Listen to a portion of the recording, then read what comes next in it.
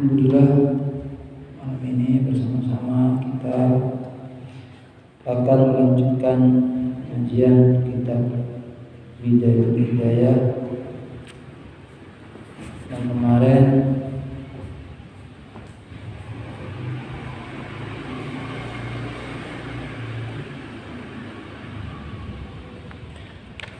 sampai pada halaman 85.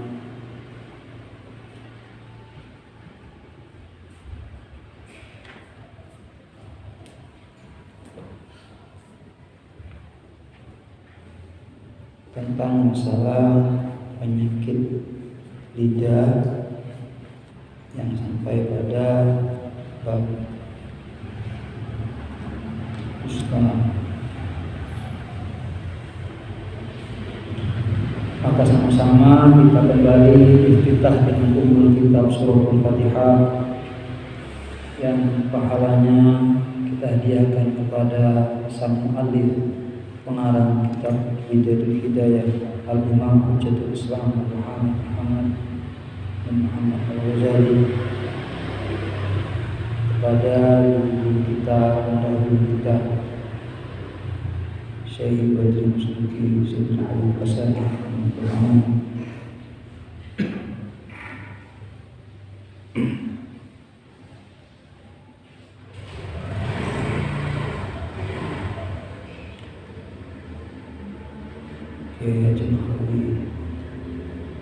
Dan semua para orang tua guru kita dimuliakan oleh Allah Subhanahu wa Ta'ala. Kita dituntut oleh Allah, dibuka hati dengan Allah, dengan Rasulullah. Al-Fatihah. A'udzubillahi minasyaitonir rajim. Bismillahirrahmanirrahim. Alhamdulillahil alamin arrahmanir rahim maliki yaumiddin iyyaka na'budu wa iyyaka nasta'in. Ihdinas siratal mustaqim siratal ladzina an'amta 'alaihim ghairil maghdubi 'alaihim waladdallin.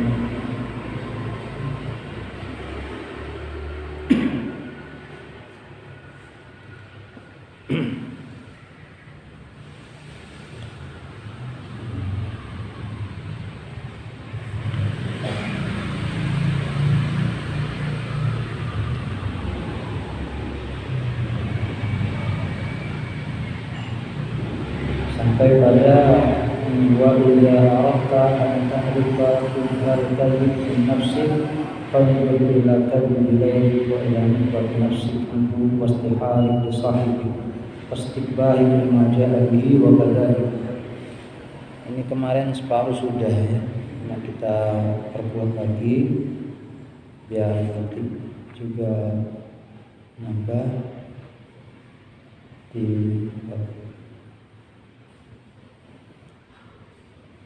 Jadi yang pertama, jika Anda ingin tahu bagaimana idza aradta an ta'rifa, tahu siapa Anda, faham tadi kepada buruknya ucapan dusta min nafsik dari dirimu, fadhkur ila kadhibi ghairik, maka hendaklah Anda melihat kepada dustanya selain dirimu.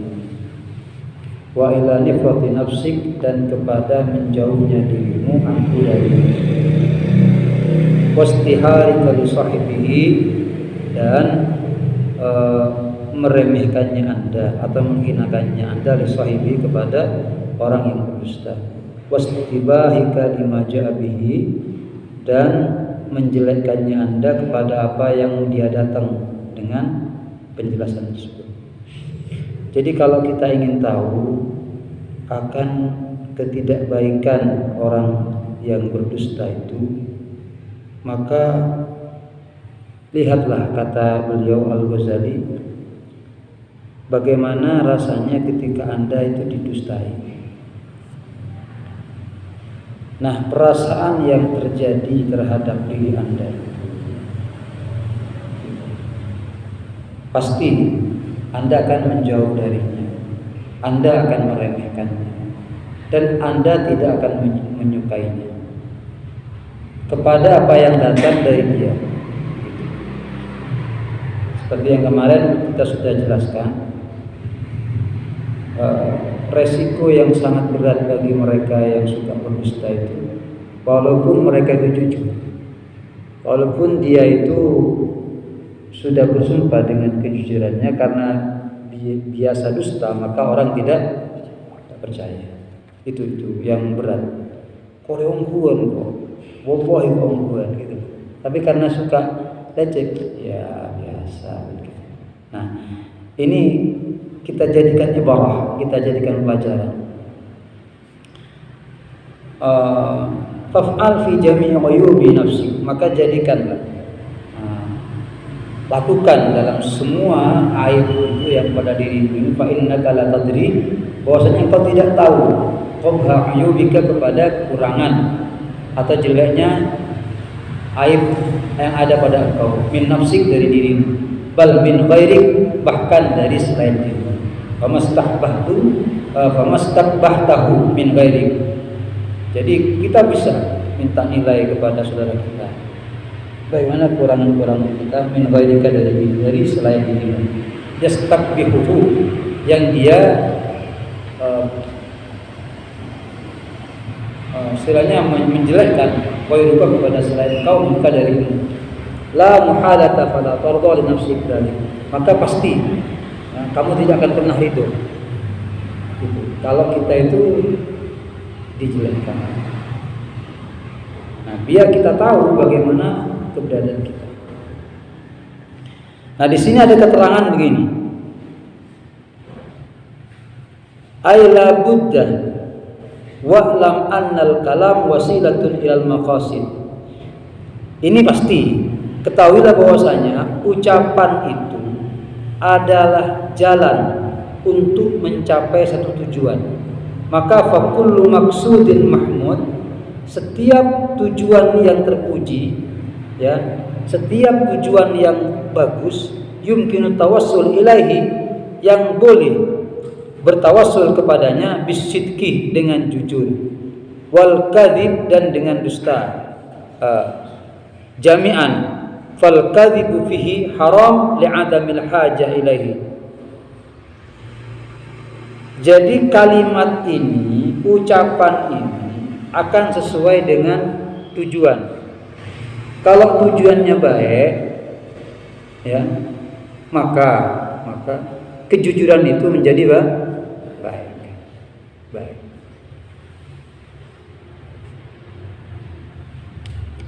Dengan jujur akan mendatangkan kebaikan, mendatangkan kemuliaan, itu baik. Maka dusta itu hukumnya haram karena tidak ada hajah. Tapi jika wa in amkana tawassul ilahi bil kadzib walam yakun bisidqi, atau walam yumkin bisidqi, fal kadzib bihi mubah. Nah, kalau sekiranya jujur itu bahaya, maka dusta itu boleh. Dusta itu boleh. Bahkan di sini ada dusta itu yang wajib, begitu. Jika tujuannya juga wajib, ya. Contohnya bagaimana? Seperti Anda menyembunyikan seorang muslim dari orang yang zalim. Jadi kalau ada orang zalim, orang yang tidak baik, cari orang muslim untuk menganiaya. Mana fulan min fulan? Ada apa? Saya bunuh dia. Oh, tak tahu, tak nangale. Maru itu aku tidak melihatnya, padahal ikut nangale gitu. Atau ada di rumahnya. Maka hukumnya wajib kita menyembunyikan, wajib kita berdusta. Jadi jangan mengandalkan kau jujur. Berarti mau apa dijideng, jangan. Dibunuh dia. Tidak boleh. Atau berdusta, seperti kita mendapatkan titipan barang, nih, ya, A3 tadi titip sama Anda.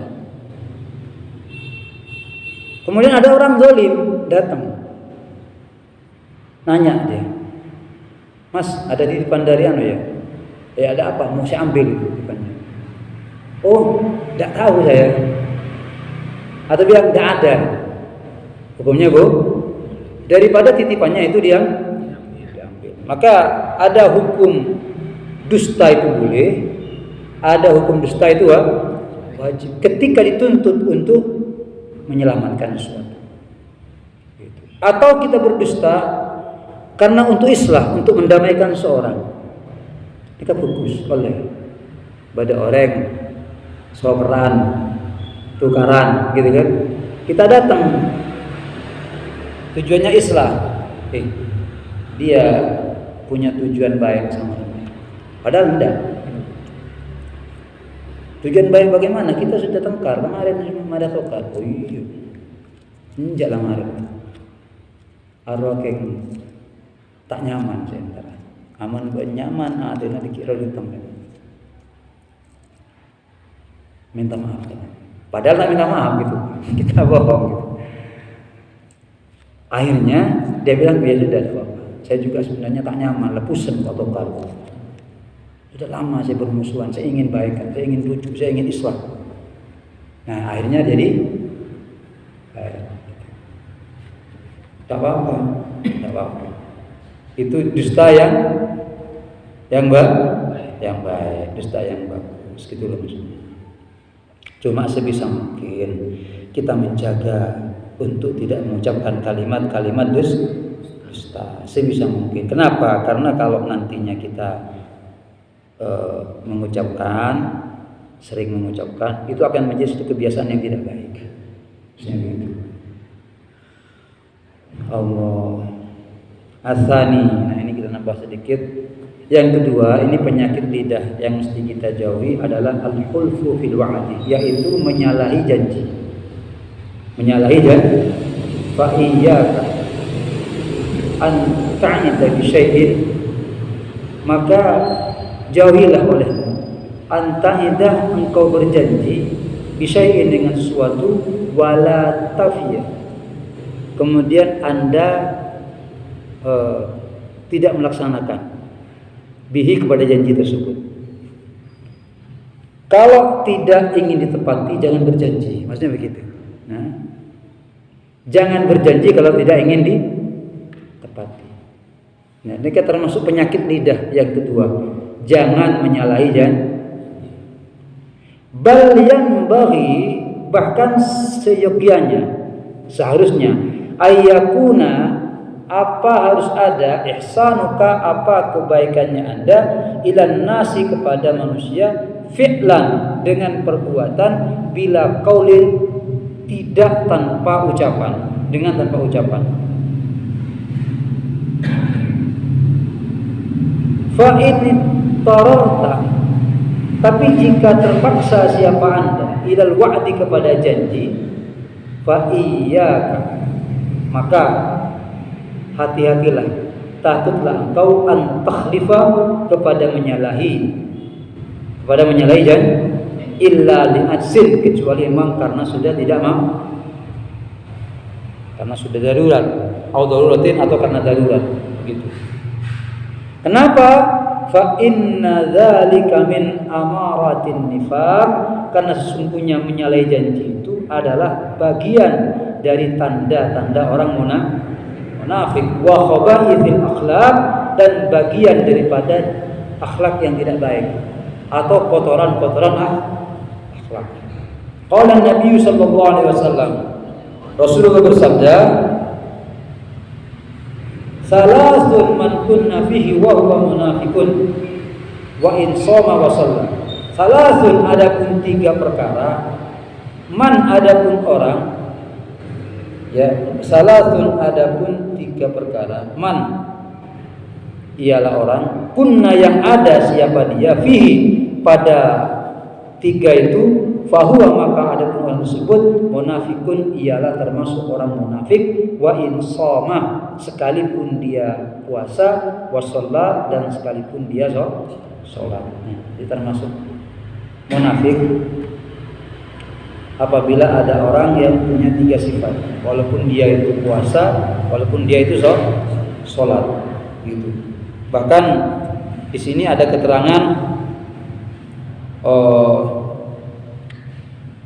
wa in hajja wa in umrah, sekalipun orang itu haji, sekalipun orang itu umrah, Gitu.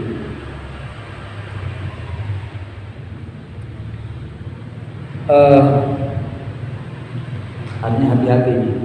Tiga itu. Tapi ini munafik bukan hati ya, bukan hati, tapi sikap. Man, yaitu orang idza hadatsa kadzaba, jika berbicara dia dusta. Yang pertama ini, jika bicara dia dusta. Munafik lecek dalam ucapannya. Wa idza wa'adha, ini yang kedua, dan jika dia berjanji akhlafa, dia menyalahi. Wa idza tumina, dan ketika dia dipercaya khana, dia berkhianat. Kan orang itu roce. Roce lambek menamain itu, main leker gitu kan, main roce gitu. Itu menyalahi janji.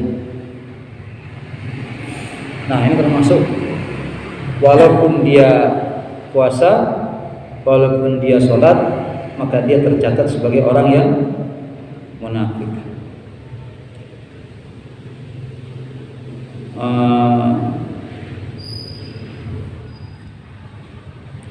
Di sini ada keterangan wa qala al-Azizi wal kalamu fi man sarat hadhihi sifat dinuhu wa syi'aruhu la yanfik anha. Artinya menurut beliau Imam Al-Azizi ini, kalau orang punya sifat yang seperti ini, maka agamanya, syiar-syiarnya itu akan lepas darinya. Dan meriwayatkan Imam Syaikhan Bukhari dan Muslim dari Abdullah bin Amr bin As An-Nabi sallallahu alaihi wasallam, bahwa Rasulullah SAW bersabda, arba'un man kunna fihi kana munafiqan khalisan. Ada 4 tanda, kata Rasulullah, orang yang ada pada 4 keadaan itu betul-betul munafik, munafiqan khalisan. Wa man kanat fihi khaslatun, tapi kalau orang itu punya satu gitu, minhunna kanat fihi khaslatun minan nifaq, berarti dia punya satu tanda. Belum sempurna munafiknya, masih punya satu tanda. Hatta yad'aha, sehingga dia meninggalkannya. Gitu. Jadi pada orang yang di 4 sifat nikah, berarti dia seorang munafik yang murni. Kalau punya satu, belum munafik yang murni, gitu kan. Sampai dia meninggal. Idza tumina khana, yang pertama ketika dipercaya dia berkhianat. Wa idza hadatsa kadzaba, dan jika dia berbicara berdusta. Wa idza ahada, ketika dia berjanji ghadara. Ya, dia itu menyalahi. Wa idza khasama fajara, ketika dia bermusuhan dia pakai lewat belakang, nyelep, nyelepan gitu kan, tak bengal ada nyeher bahasa ibu dia. Dia termasuk orang munafik gitu. Atau dia berwajah dua. Berwajah dua ini artinya dzul wajhain, kata Rasulullah. Wajahnya itu pura-pura gitu, tidak sesuai dengan hatinya. Jadi khasama ini bermusuhan. Ya Allah.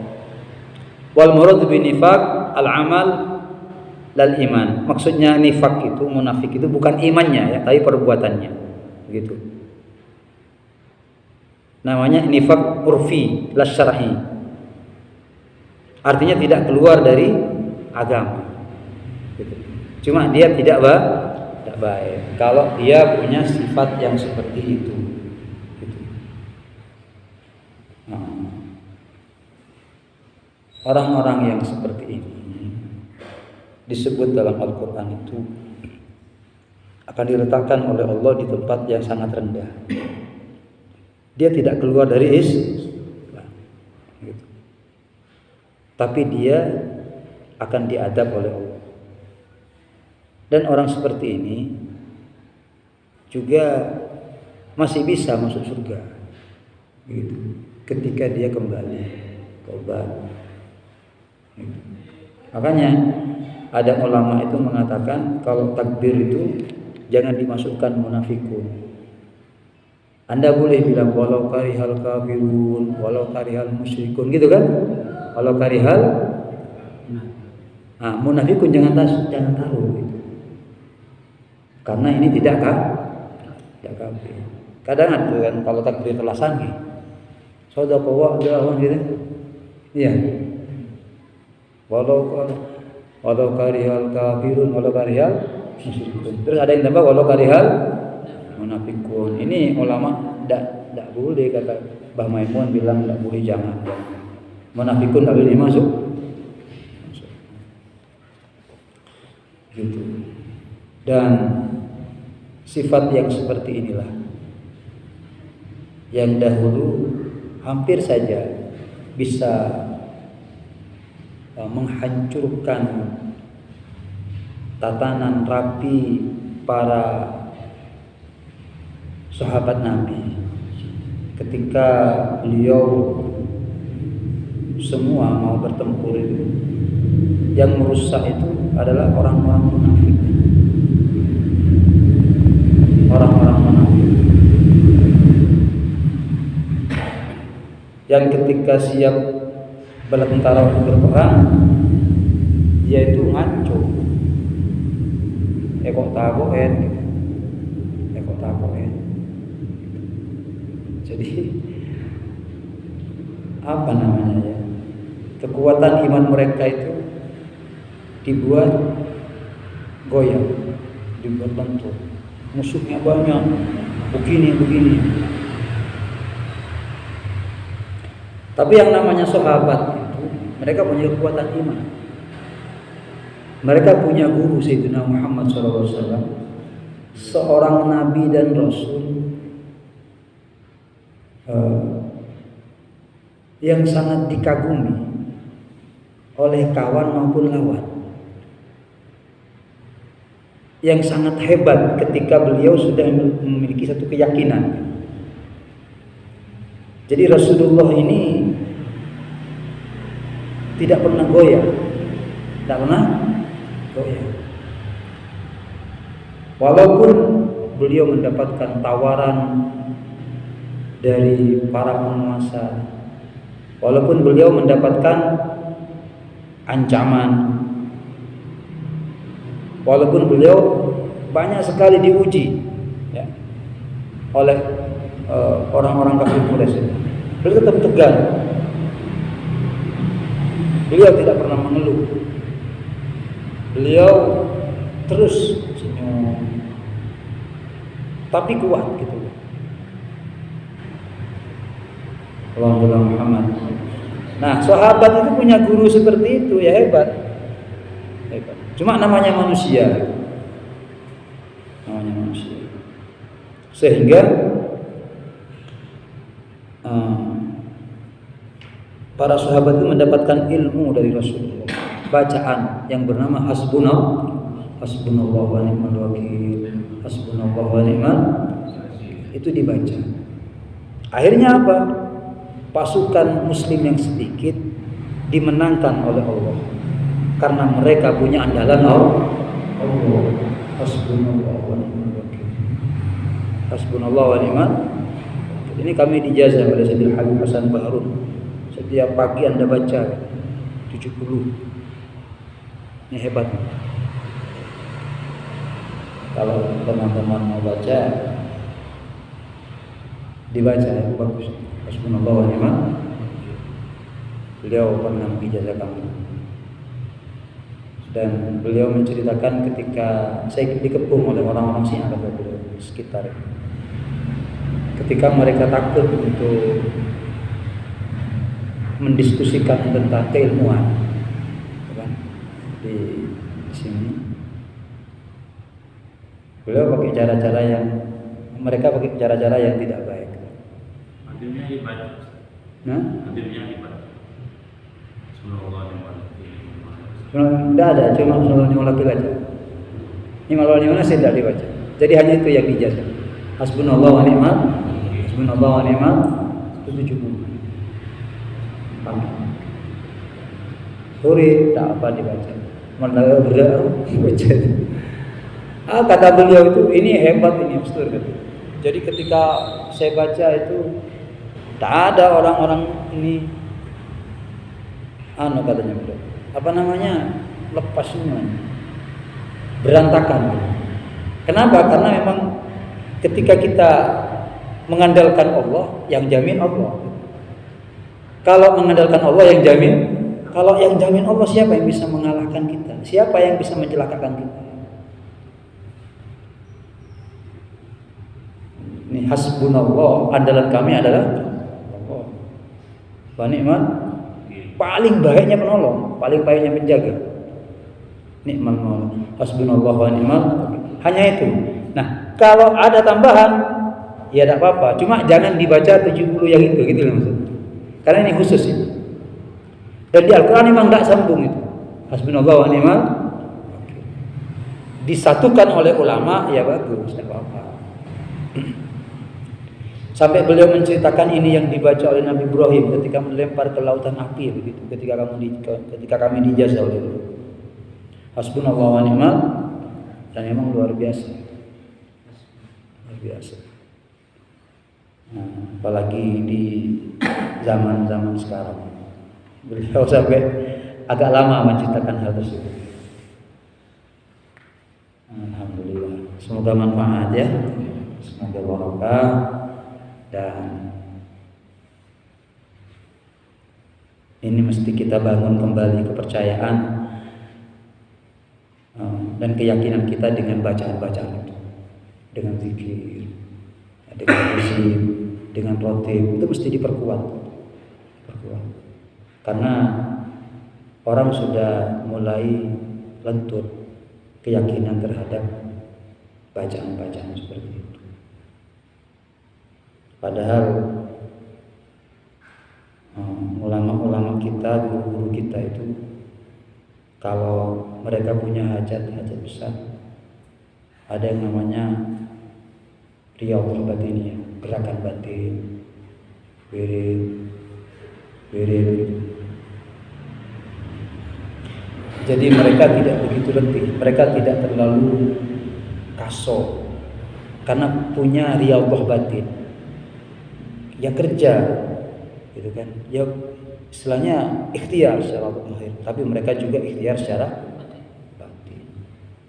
Nah seperti sekarang kita alhamdulillah besok akan menghadapi hari santri, ya besok tanggal 22 Oktober.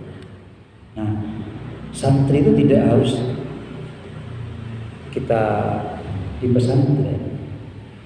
Santri itu tidak harus berbaju sebagaimana yang kita lihat pesantren.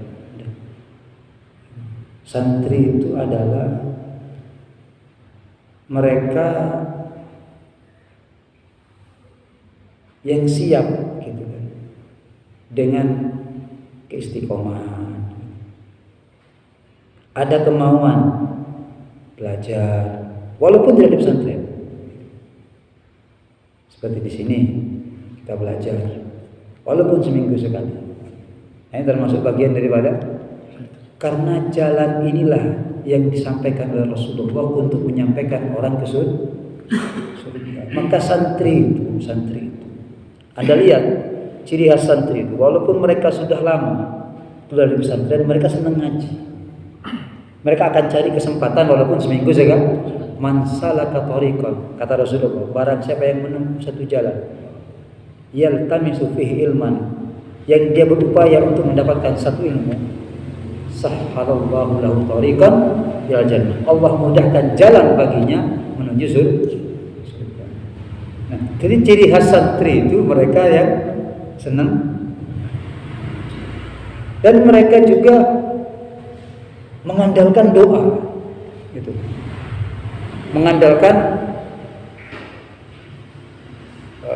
kekuatan batin, mengandalkan Allah gitu loh, mengandalkan Allah dengan upaya yang ada, dengan ikhtiar yang ada, tapi tetap mereka mengandalkan Allah. Sehingga orang yang tidak paham akan mengatakan santri itu SDM-nya lemah gitu kan? Iya, karena memang sepertinya tidak begitu hebat ikhtiarnya. Keng tuan hebat gitu santri itu. Hebat itu.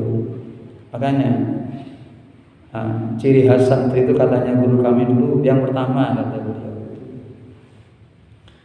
bedanya dengan pelajar-pelajar yang lain itu mereka siap tarkul ma'asi, kata Ki Badri, berupaya meninggalkan maksiat.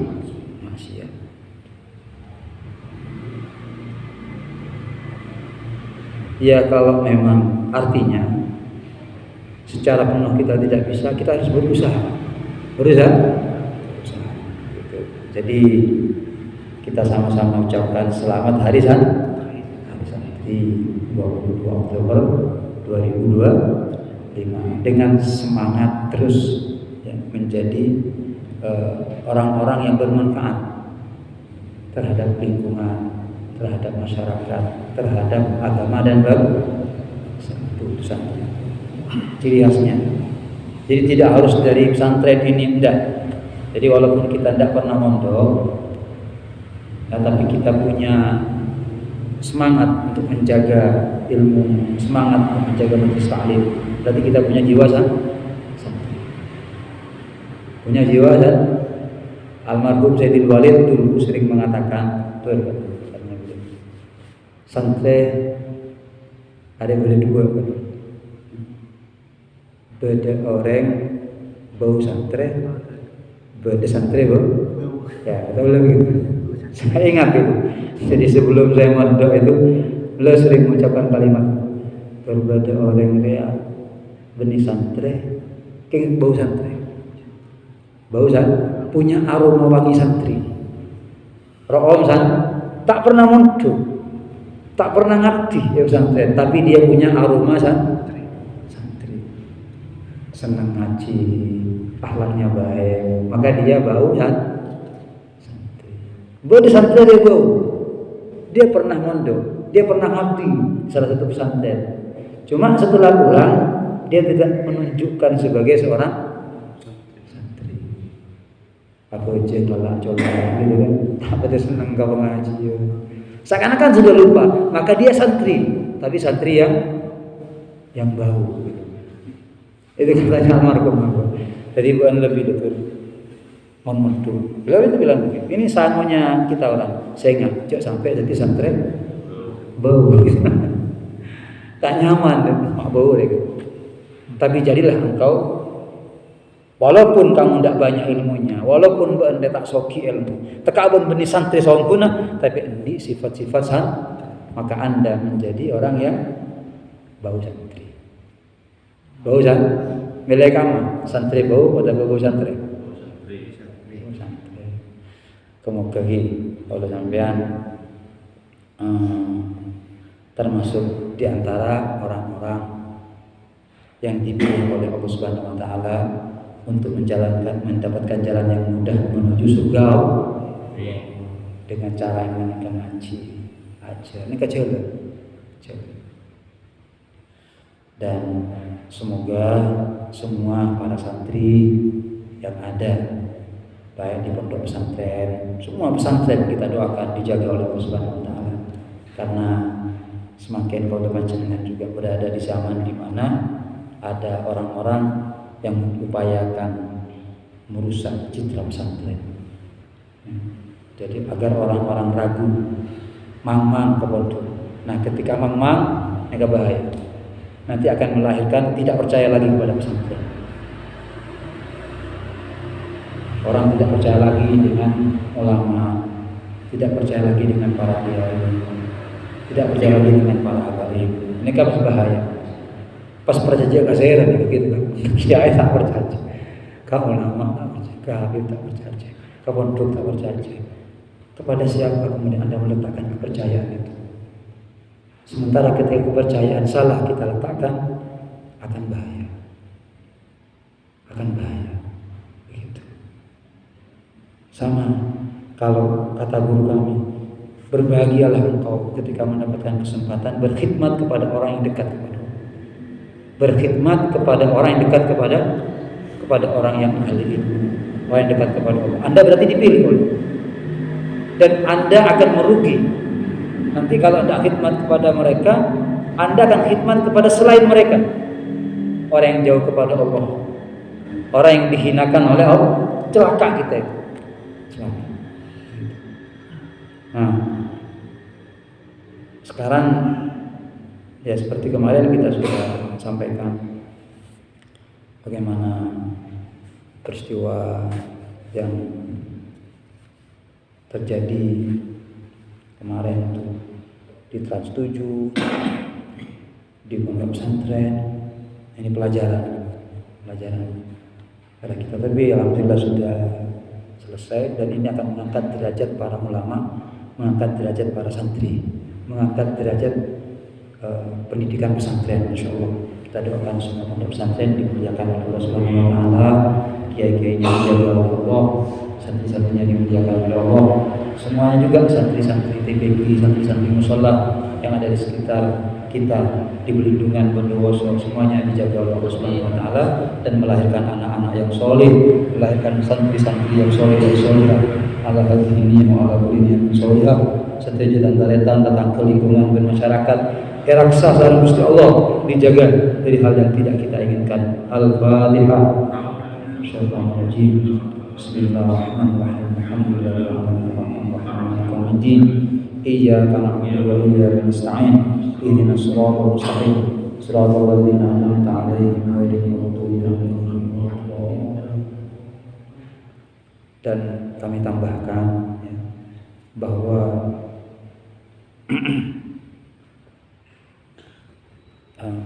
baca Nasbunallah itu di samping kita dijaga oleh Allah, kita juga akan dimudahkan oleh Allah untuk mencapai hajat. Akan dimudahkan untuk mencapai hajat. Jadi menolak yang tidak baik dan akan segera menyampaikan hajat. Semoga bisa diamalkan ya. Kalau mau mengamalkan, nanti Fatihah kepada beliau Sayyidil Habib Hasan bin Muhammad Baharun, karena beliau yang telah mengijazahkan.